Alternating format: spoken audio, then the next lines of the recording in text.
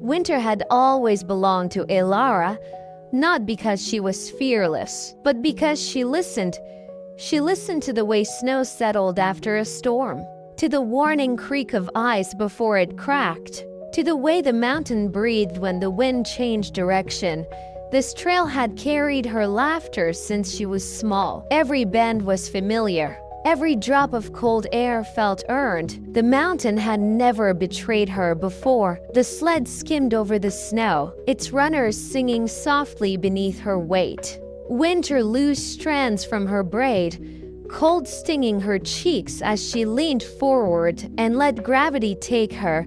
For a moment, there was only speed, only joy. Then the mountain reminded her how thin that moment truly was. The scream never finished forming. Snow exploded upward. Wood splintered.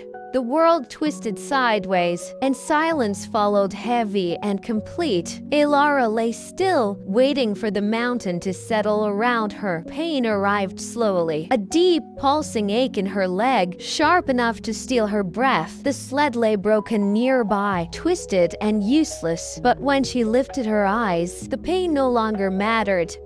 The forest was wrong. The familiar pines were gone, replaced by towering shapes of ice and glass, their branches glowing faintly as if lit from within. Above them, the sky pulsed with colors, slow, deliberate, alive.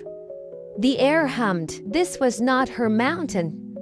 Fear whispered for her to stay down. Cold answered faster. Elara forced herself upright, teeth clenched, and turned pain into movement. Stillness here felt like surrender. She walked. The forest watched her. Not with eyes, but with presence. Snow crunched differently beneath her feet. Ice shimmered where no light should reach. Sometimes the air felt warm for a single heartbeat, then cold again. Time stretched. Steps became rhythm.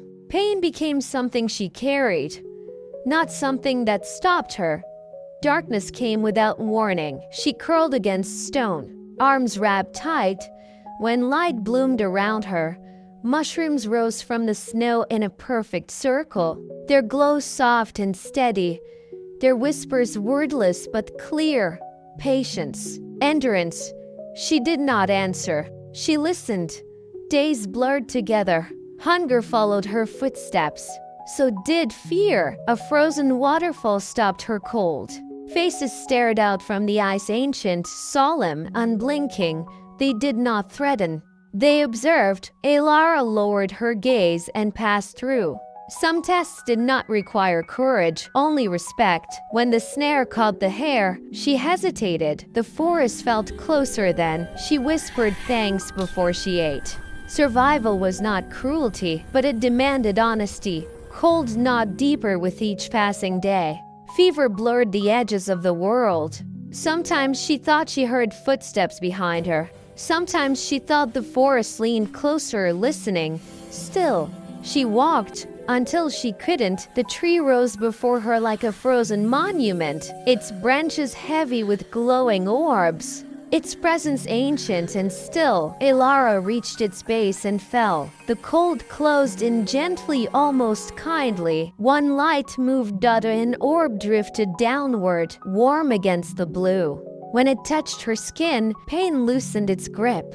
Strength returned slowly, respectfully, as though borrowed rather than given. She was not alone. The figure stood where the light had been, tall, still, and ancient. Its presence filled the forest without weight. She felt seen, not judged. You endured, the silence said. You listened, the eyes shimmered. The forest folded back into itself. The aurora faded, pines returned. Her sled lay beside her. Whole, Elara stood on her mountain trail, changed in ways she could not yet name. Winter no longer frightened her. It had taught her. The frozen forest was gone, but its call remained. And someday, when the cold calls again, she will answer.